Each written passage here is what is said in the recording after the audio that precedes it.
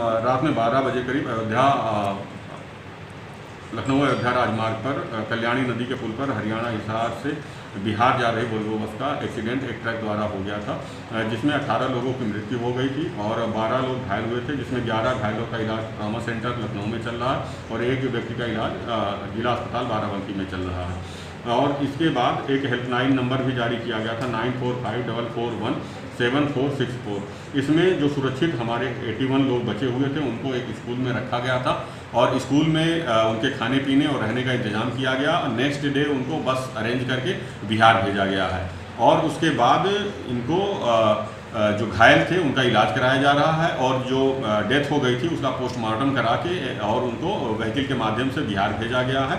और बिहार में मुजफ्फरपुर में सभी बॉडी पहुंच गई हैं, वहां से रिस्पेक्टिव डिस्ट्रिक्ट्स में वहां के लोग जो हैं उसको रिसीव किए हैं और रिसीव करके अपने अपने गंतव्य को लेके चले गए हैं।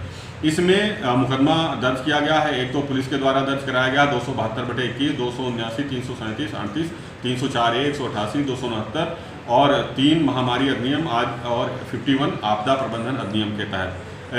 इसमें बस संख्या जो UP 22T है ऋषभ ट्रेवल्स कंपनी की और उसके खिलाफ दर्ज कराया गया है और जो ट्रक चालक है ट्रक उसके खिलाफ दर्ज कराया गया है।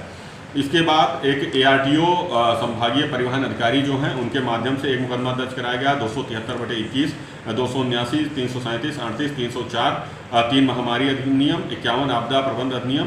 ये बनाम ट्रक संख्या NL01Q8280 चालक नाम पता अज्ञात। इसके वाहन स्वामी हैं मोहम्मद आदिल खिलजी पुत्र मोहम्मद नईम खिलजी चांदमारी कोहिमा, इनके खिलाफ दर्ज कराया गया है। दूसरा जो बस संख्या UP 22T 7918 है, चालक नाम पता अज्ञात। और चौथा वाहन स्वामी इनके राजेश कुमार हैं, उनके खिलाफ ये दर्ज कराया गया है। और तीसरा जो इसमें NHI है उसके खिलाफ दर्ज कराया गया है। ये पूरा मुकदमा दर्ज हुआ है और उसके बाद अब इसमें विधिक कार्रवाई की जा रही है। इसमें RI टेक्निकल से रिपोर्ट ली जा रही है और इसमें जितने भी लोग शामिल हैं उनके खिलाफ विधिक प्रक्रिया शुरू की जा रही है। सर कहीं ना कहीं नेशनल सिक्योरिटी की लापरवाही रही, क्योंकि 8 बजे बस का एक्सल टूटा, उसके बाद उसको सड़क से साइड नहीं करवाया गया। तो इसके लिए ये सभी पक्षों को इसमें जांच किया जाएगा। ये जांच का विषय है। NHI की गाइडलाइन में है कि वो हाईवे पेट्रोलिंग होनी चाहिए थी और क्रेन की उपलब्धता होनी चाहिए थी। एक्सीडेंट के बाद क्रेन भी समय से नहीं पहुंच पाया था और ये सारी जांच का विषय है। पूरा प्रकरण की गहनता से जांच होगी। ARTO महोदय ने इसी आधार पर मुकदमा दर्ज कराया है। उनमें उन तथ्यों का प्राथमिक रूप से उल्लेख किया गया और गहनता से पूरा इन्वेस्टिगेशन किया जाएगा और जहाँ जहाँ लेकनेस रही है जिस भी पक्षों की उसको गाइडलाइन में शामिल किया जाएगा, दोबारा दूर किया जाएगा और कार्रवाई भी जो दोषी हैं उनके खिलाफ कार्रवाई भी की जाएगी। इसमें रिफ्लेक्टर होना चाहिए था, डाइवर्जन होना चाहिए, तो वो सारी चीज़ें हैं जो आएंगी इसमें जांच में और इन्वेस्टिगेशन के दौरान आएंगी। तो उसको उस तरीके से लिया जाएगा और भविष्य में उसकी सावधानी भी बरती जाएगी और जो दोषी हैं उनके खिलाफ कार्रवाई भी की जाएगी।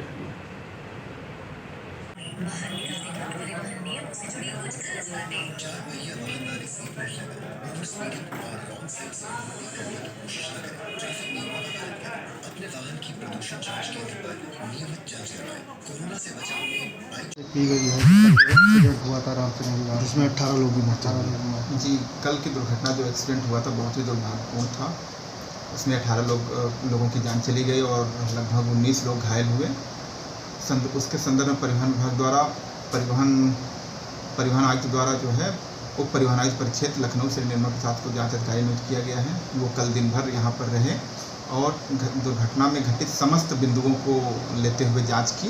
अब वो जांच शासन स्तर पर भेजी जानी है और फिर भी परिवहन विभाग के हमारे यहाँ जो लोकल स्तर पे हम लोग अधिकारीगण थे, सब ने मिल करके जो भी यात्री दुर्घटना में घायल होने से जो घायल थे उनको हॉस्पिटलों तक जिला प्रशासन और पुलिस प्रशासन द्वारा पहुँचाया गया और जो लोग बचे हुए थे सुरक्षित यात्री थे उनको उनके गंतव्य तक सबको रामसनी घाट में बालिका विद्यालय में रुकवाया गया। उनको खाने पीने की पूरी व्यवस्था की गई। फिर उसके बाद सकुशल बसें करके उनके गंतव्य स्थानों तक पहुंचाया और फिर उसके बाद जो यात्रीगण मृत हो गए थे उनके लिए परिवहन विभाग द्वारा एम्बुलेंस और पुलिस विभाग द्वारा एस्कॉर्ट यानी कि ससम्मान उनको उनके गाँव तक पहुँचाने की पूरी व्यवस्था अमल में लाई गई। इसमें पुलिस विभाग के और परिवहन विभाग के लोगों ने पूरा एकजुटता के साथ काम किया।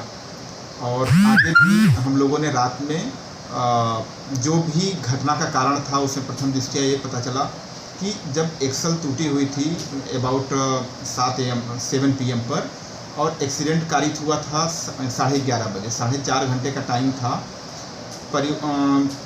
NHI की जो एक पेट्रोलिंग एजेंसी होती है, जिसको ठेका होता है, टेंडर होता है, उसमें उनको मूल दायित्व होता है कि पेट्रोलिंग लगातार की जाए। पेट्रोलिंग का अभाव रहा, जहाँ तक लगा, हम लोगों को लगा, और जो प्रत्यक्षदर्शी लोग थे उनका भी कहना था कि पेट्रोलिंग अगर हुई होती और बैरिकेडिंग कर दी गई होती तो या तो उसको साइड में क्रेन से कर दिया गया होता, तो बारिश के दौरान विजिबिलिटी कम हुई रही होगी, जिसकी वजह से जाकर करके बस में एक्सीडेंट हो गया। तो इस संदर्भ में हमारे प्रवर्तन अधिकारी द्वारा वहाँ पर FIR कराया गया है, जिसमें वाहन स्वामी, दोनों ट्रक और बस वाहन स्वामियों के विरुद्ध और संबंधित टोल प्लाजा के अगेंस्ट कराया गया है। बाकी विवेचना का पार्ट है, जो भी कार्रवाई होगी उस पर अमल में लाया जाएगा। और हम लोगों को लगातार सड़क सुरक्षा के बारे में जागरूकता कर रहे हैं। ये बहुत ही दुर्भाग्यपूर्ण बात है कि हम लोग 22 से लेकर के 28 तक सड़क सुरक्षा सप्ताह मना रहे थे, और उसका 28 तारीख को समापन किया जाना था, लेकिन इस तरीके से समापन होना परिवहन विभाग के लिए बड़ा दुखदायी रहा। और बाकी हम लोगों से अपील करेंगे, परिवहन विभाग अपील करेगा, सरकार अपील करती है कि जो है लोग सड़क सुरक्षा के नियम अपनाएं और जो भी हो उसको लिए सजग रहें। इस घटना में बस में क्षमता से कहीं अधिक सवारी थी, तो क्या उसके खिलाफ जी बस देखिए, सबसे पहले हमारी प्राथमिकता ये थी कि जितने लोग भी उसमें इंजर्ड थे उनको को एक सहारा दिया जाए। तो उन लोगों को रात में रुकने की व्यवस्था, उनके खाने पीने की व्यवस्था, और फिर अगले दिन सुबह लगभग जो 80-81 लोग थे जो कि जिनको कोई चोटें नहीं आई थी, उनको हम लोग ने सुरक्षित रूप से बिहार उनके गंतव्य जनपद तक पहुंचाया था। शेष लगभग 9 लोग अभी ट्रॉमा सेंटर में हमारे भर्ती हैं, जहां पे उनका समुचित उपचार हो रहा है।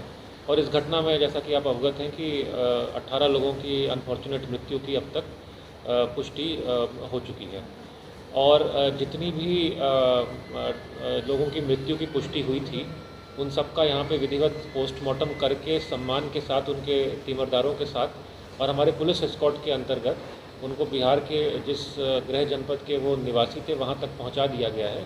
आज सुबह मेरी बात भी हुई है सभी जनपदों के, बिहार के जनपदों के जितने भी अधिकारीगण थे वहाँ पे उन्होंने रिसीव भी कर लिया, ताकि उनका सम्मानपूर्वक तरीके से उनका अंतिम संस्कार हो सके। तो ये हमारी शुरुआत में प्राथमिकताएं सारी थी।